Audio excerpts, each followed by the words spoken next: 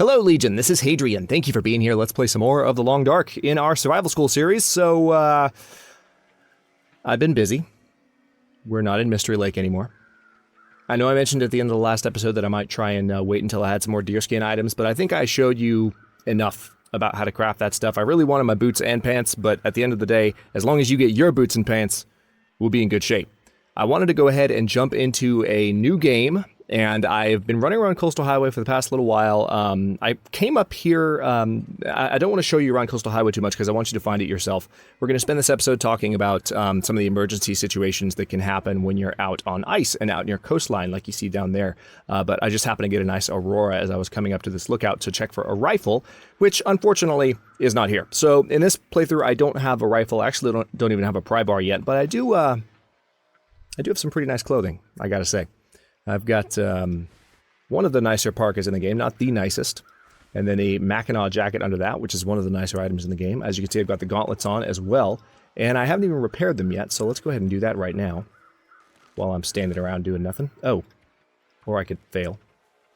By the way, when you're using fishing tackle for repair, it goes 10 per repair action. It's 10 condition lost per repair, whereas the sewing kit is 5%. So be aware of that. Thought you might like to know. But otherwise, I think I'm in good shape. Yes, I am. I'm happy with that. Beautiful view, isn't it? So, like I said, we're going to talk about some of the things that can go horribly, horribly wrong when you're out on the ice. I've had some people asking me for a while, to talk about beachcombing, which we're going to do. But when you're out beachcombing, especially when you're in good shape like this, you have good clothing and you're feeling good and you're confident, exploring the world and all that, and then things go awry. How do you react? What do you do? That's what we're going to focus on for the next episode or two. And I actually haven't I haven't fallen through the ice that many times. I can count on one hand the number of times I've fallen through the ice. Something you do generally want to pay attention to.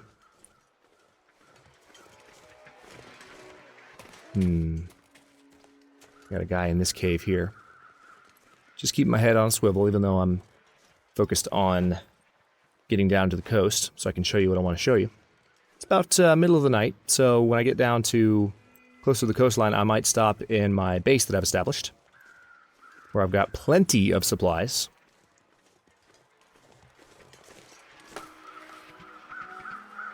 Just to get some rest and make sure we're ready for this little demonstration. One of the reasons I'm here at night, too, is I had trouble getting to the tower when there weren't wolves nearby or storms blaring. A lot of blizzards right as I was getting ready to record this episode. I had to, pass some time and wait and see if things would improve. Wait.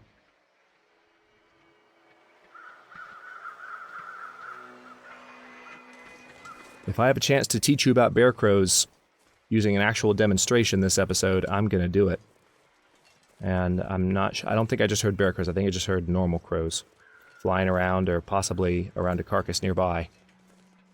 Gorkus carcass. But, yeah, I'll tell you what. Let's walk this direction. Of course, we want to stay the hell away from any bears that we encounter, but I want to get close enough to see if I can hear the crows. So that you can just know, for experience, okay, that's what he was talking about when he said agitated crows. And I've run into a couple of bears, more bears than we saw in Mystery Lake since I got here. I say I got here as if I traveled here. I didn't. This is a new save. I just started a new game in Coastal Highway and then ran around like a madman collecting as many supplies as I could. Still on Voyager difficulty. I had somebody ask me early in the series, is this the difficulty you normally play on? The answer to that, of course, for newer people to the channel is no. I usually play on Stalker or some Interloper variant, or Interloper itself. Interloper I don't play on too much just because gameplay is so, when you play Interloper, you are on rails, and we'll talk about that probably in the second to last or the last episode of the series, but you are totally on rails when you play Interloper, and it can be, yes, it's challenging, but it can be off-putting, because it changes the experience so much.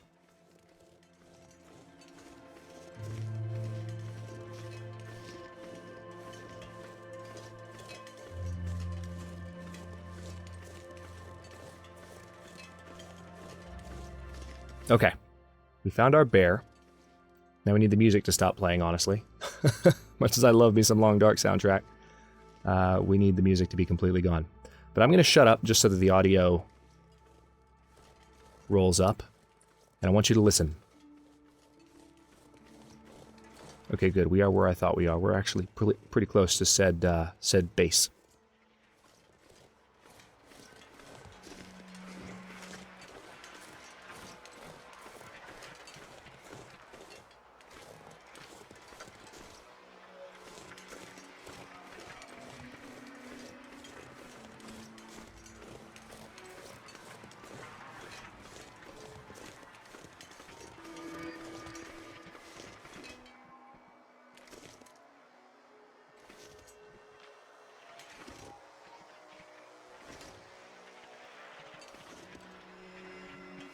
An Aurora bear would thoroughly murder me right now, so I'm trying to be kind of careful. Yeah, not just murder me, but thoroughly murder me. You don't... That's a distinction you don't want to learn about.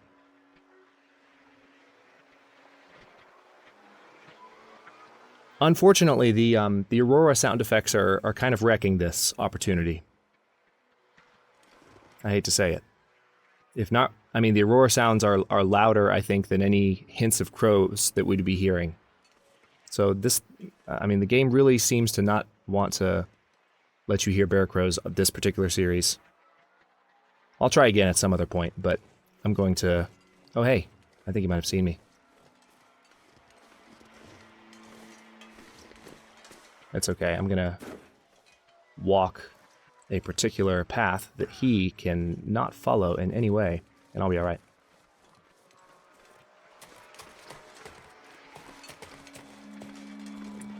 Yeah, unfortunately, the Aurora sound effects, as beautiful as this night is, and I love the fact that we started this way, that got in the way of our bear crows. So I'm going to go down to my base, get a bit of rest, wait for morning, and then we can focus on... and we might actually still get a chance to hear bear crows, because there's a pretty good chance that there will be a bear where we are going.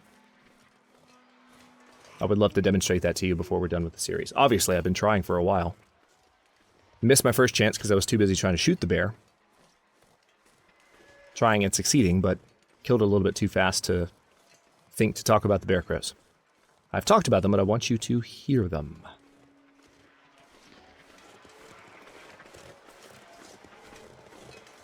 Some of you, since I mentioned it, may already have gone into the game and recognized it yourself, which is great. Whoa, that was unexpected. Random lens flare from a light over there. I thought it was some kind of interface.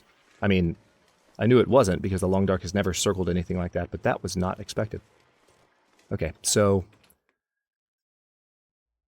As I said, I've been busy. You guys are going to be really mad when you see this, because I know some of you are going to want to wish, or are going to wish that you could have watched me do this. But I've got lots of stuff here. Got some antiseptic, got some flares. Like I said, I went on a bit of just a crazy supply run. I haven't even been playing that long. This is, how many days of gameplay? Yeah, this is a week of gameplay. And a lot of that is, like, the past couple of days just trying to find, I needed to find a sewing kit or something to shred to get some scrap metal and make a fishing line, because I needed to repair my clothing. So, now that we're here...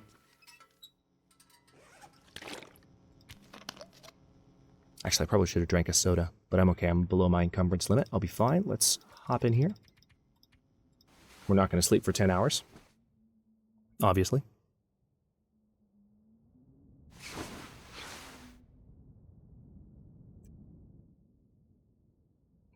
Oh, thank God for push to mute, because I had a sneeze coming there for about 10 seconds. So, let's... that was uncontrollable. All right. It sounds like it's finally calmed down outside, which is nice. Let me drink that orange soda that I said I should have drank in the first place. And we also have some Pinnacle Peaches on us, which I can devour. Can lose a pound. Excellent. Let's see how the weather is. And then hopefully do some beach combing. Not bad. Not wonderful, but not bad.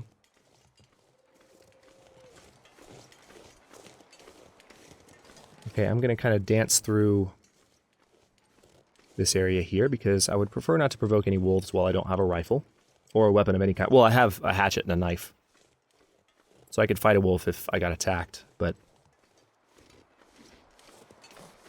not the focal point of this particular run. I wish it wasn't foggy, but we can beachcomb while it's foggy. We can make do with the hand that we've been dealt. I don't want to walk straight into any wolves.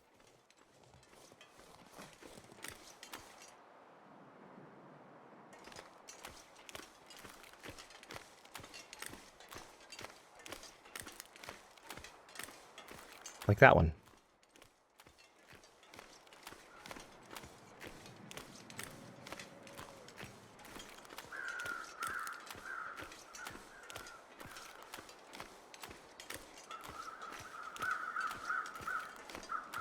So those are normal crows.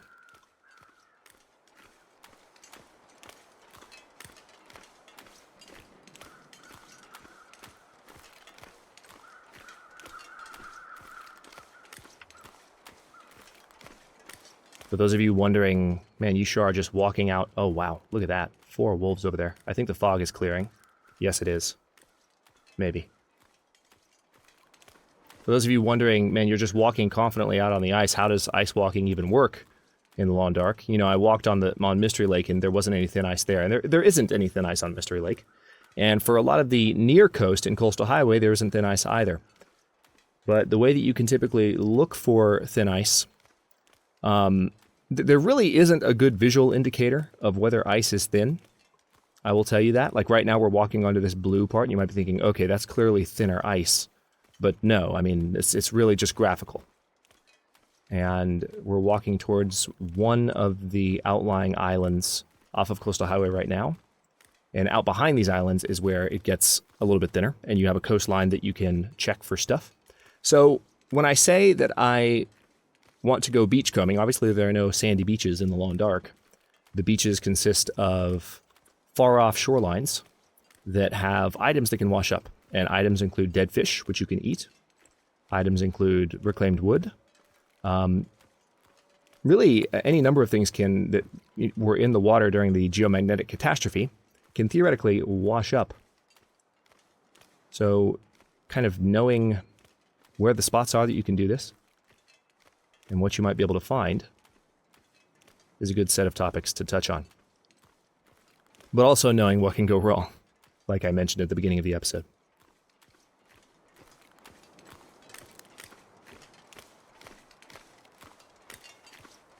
Hey, Bunny. And Bunny's friend. If it were a little less foggy, you could see the edge of the ice at this point. But I promise we're walking away from the actual coastline is back there. There's some deer. Okay. There it is. You're starting to see the actual water line. The game will, when you are walking on thin ice, the game will warn you. So if you find yourself... All right, speaking of beachcombing, I can see something I need to pick up right now. If you find yourself walking along... See?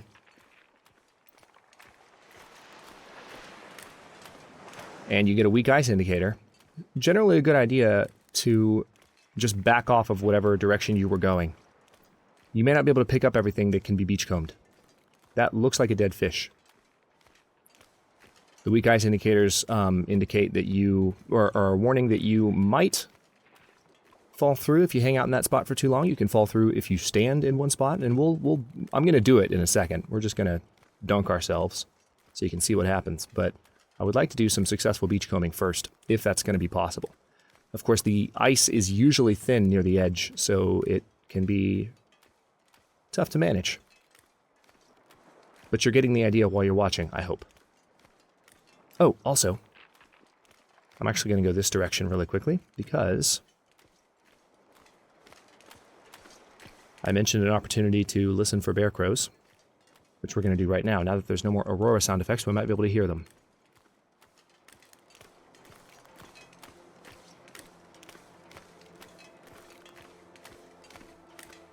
And of course, music starts playing. Soundtrack, I love you, but not now. Not now. I need you to not. I need you to go away so that my viewers can listen. Not to you. I know you want to be listened to, but not right now, please. I think this is the same track that played, too, when we were near the bear the other time. So the game really is taunting me.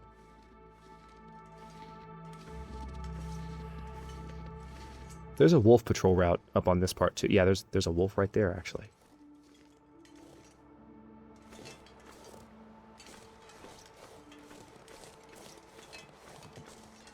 So I need to be somewhat careful.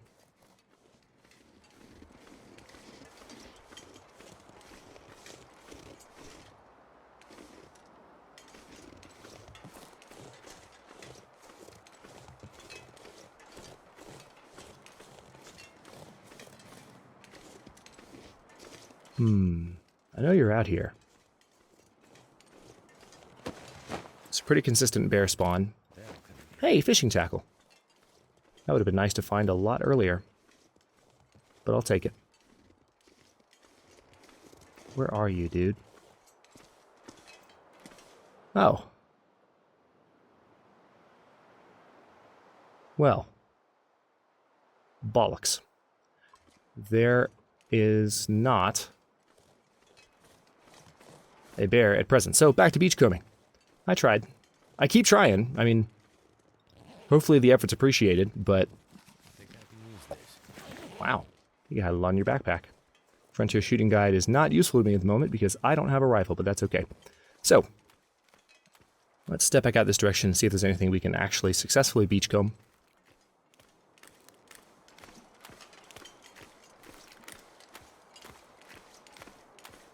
Like I said, I haven't spent too much time on weak ice, so I would love for any any players who have made a habit out of walking on weak ice. If there are any mechanics I'm not aware of, if you can like crouch to creep along and get to something you're beachcombing for, that is something I'm actually not aware of because I see weak ice and I tend to walk the other direction, as I think do most of us. But if there's a blank that can be filled in, please fill it in the comments, and we shall discuss. Hello. Hello. Okay, so I don't know that we're getting to that. But we're going to try. And then you get to see what happens if we fall in. Or rather, when we fall in.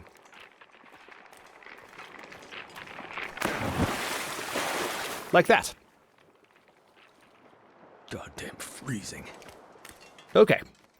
So, notice that we have an immediate condition drop. We're down to 89% condition from, I'm pretty sure we're at full life. We have hypothermia, which means we have to remain above freezing for 12 hours. I keep thinking that I'm saying hyperthermia. If I'm actually saying that, I apologize. It's hypothermia. Freezing. Hyperthermia would be falling into a lake of fire. So obviously, when you are in this situation, the condition requirement is that you remain above freezing for 12 hours. To heal from hypothermia. Our condition is dropping pretty rapidly because hypothermia kills. It's the first time we've actually had hypothermia in the entire series. And we almost had that fish too. We really did. I was ready to pick that fish up. Alright, so obviously... Alright, 5 minutes is a lot of time when you have hypothermia. You saw our condition go down a good bit there. I'm just going to pick up a few more sticks. There's a couple of problems we're facing right now. It's not just that we're cold. It's that our clothes are all soaked, including our inner layers, and they are thoroughly... They're starting to freeze. So we're really cold. What you generally have to do to stop something from being frozen is heat it up. Not just from being inside, but really what you need... Oh yeah, there's not a fireplace here, is there? So we'll have to start a fire outside.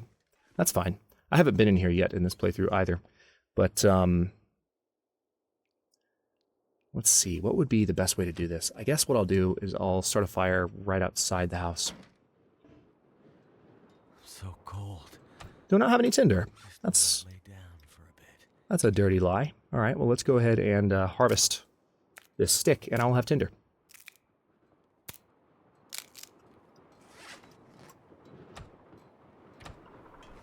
Okay, So let's go ahead and start a fire right by the door here. What I'm hoping is that... Yeah, this is not going to be too protected from the wind. Unfortunately, I walked into a house that I thought had a fireplace, and it doesn't. But I'm still going to demonstrate this. I used some accelerant to start the fire, and hopefully this fire will not go out.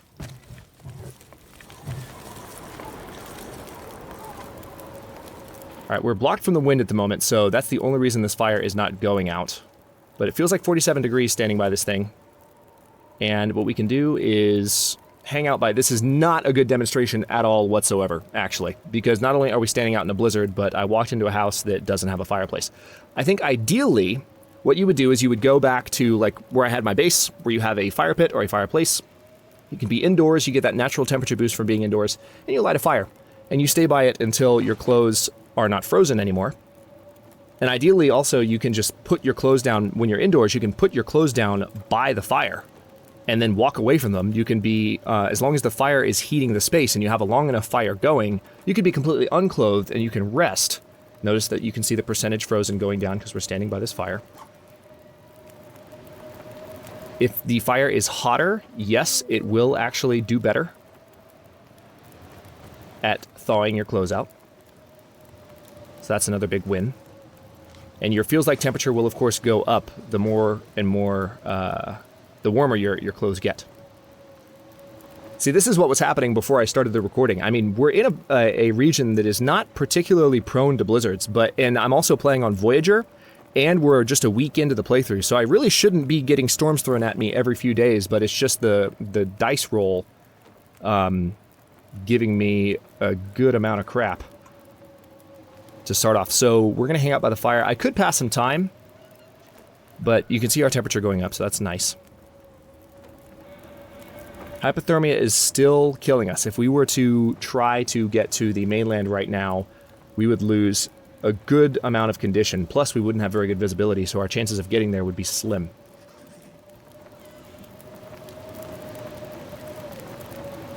What I would like to do is keep this fire going until hopefully all of my clothes are not frozen, and then I can just step inside. And I don't have a fireplace, so I wouldn't... In this, you can't light a fire in... You would think maybe you could use like an oven or something. No, you can't. Like, if there's not a fireplace, if there's not a fire pit, like a fire barrel, then you can't light a fire indoors.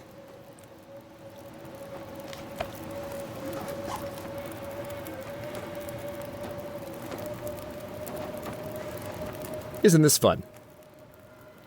But again, this is the kind of thing that can go wrong. The fact that we're blocked from the wind at the moment is pretty much the only thing saving us. I could have started a fire on the opposite side of the house if the wind happened to be blowing in the other direction. On any side of the house, really. And the wind from this blizzard could change direction at any moment. That's one of the settings that you can tweak in custom settings too, is how often the wind changes direction. So on Voyager, I think it changes direction a little bit less. It's a little bit less likely to do that. Alright, so our clothing is mostly unfrozen, but still soaking wet, so still drying off.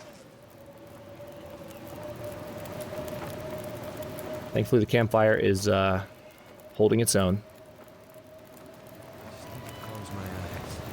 I don't think I've read either of these books, so unfortunately I can't burn them. One thing I can do to pass some time, for sure, is go ahead and...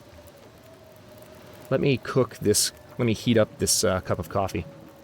It should say heat up, not cook. That's an interesting option from the game there, because we're pretty tired. And if I drink a warm beverage, that'll give me a warmth bonus. It'll help me heat up faster, which may just give me a nice buff for getting across to where it's a little bit cooler. Or a little bit warmer. I don't want cooler. I don't want cooler. Obviously, I don't want cooler. Okay, I can go ahead and cook this coffee as well. It doesn't even take that long, actually.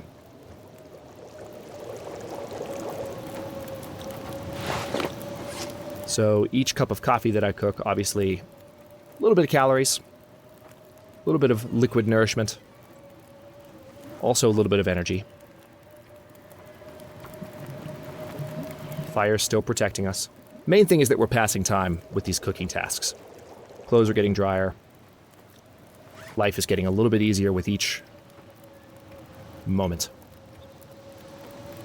And then when you feel like you're warm enough, I'm not losing condition at the moment from being cold, but yes, I am losing condition from having hypothermia, even though I'm not all the way down to the bottom of my coldness meter, and even though it's actually almost all the way full, I am actually losing condition due to being nearly hypothermic. So what do you think one of the big risks is that I face in crossing over to the main area that I just left from? Right now we're in the middle of a blizzard. Wolf could jump out at me. While I'm hypothermic and my condition is weak, because of my infliction, I won't put up as much of a fight, or affliction, excuse me, I won't put up as much of a fight, and consequently, Getting weaker. yeah, I think the fire is, the hypothermia is still killing me.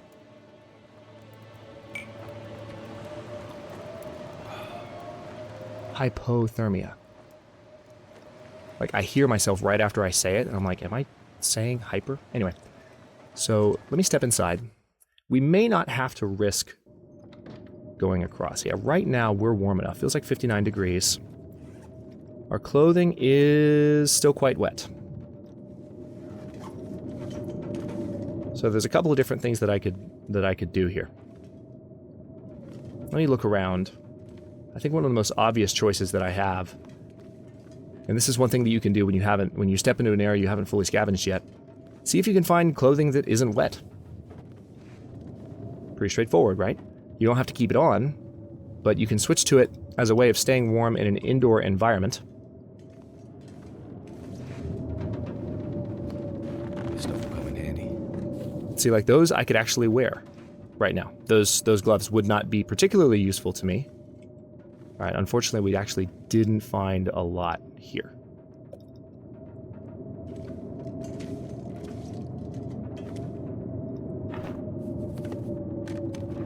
I'm so tired, I could just lay down right here. All right, let's go ahead and get this water. All done. And I am going to, let's see. Clothes are pretty wet. As long as we stay indoors for some amount of time. We are warm enough despite how wet our clothes are, so it's not like our situation's going to get worse. Our clothes are just not going to dry off that much, I don't think, while we don't have a fire nearby. So we're going to sleep in our wet clothes, but we're not actually cold. We will be okay. Let me go ahead and sleep for, let's do a full 10 hours, and we might even recover from the hypothermia in the process. Notice that we actually got, our condition started to go up there a little bit when we rested. Yep, our hypothermia has healed, our condition's all the way back up to 100, and our clothes even dried off more than I would have anticipated. So, crisis averted, right? The main thing was that we had to get the freezing clothes dried, which we did with just an hour-long fire. So you can do that outdoors, you can do it indoors, and you just saved yourself from a bout with hypothermia in the midst of trying to do some beachcombing in the long dark. So, I'll spend a little bit more time here in the next episode, or maybe not. I haven't made up my mind what I want to do with the next one. I'm kind of looking at your comments and thinking about some more advanced topics that I want to cover, but maybe I'll read comments on today's episode and see what folks want to do. But for now, I will go ahead and stop this one here, and in the next one, we'll see what topic. We still need to look at bear crows somewhere, so that's something that I can touch on. But I mean, I've talked about it, and I'm only gonna spend so much time like chasing after bears to see if I can hear a noise. That's only good tutorial content for so long. But again, let me know if there's any other intermediate topics you want me to cover, and of course, any lighter topics. I can always go back and do like a quick half episode on a topic that maybe I glossed over in a previous episode or didn't cover, in enough depth, or maybe you want to hear a different perspective on it. By all means, let me know what you think. Comments are always welcome. New episodes, as usual, coming out at 3 p.m. Eastern Time. Let me know what you think.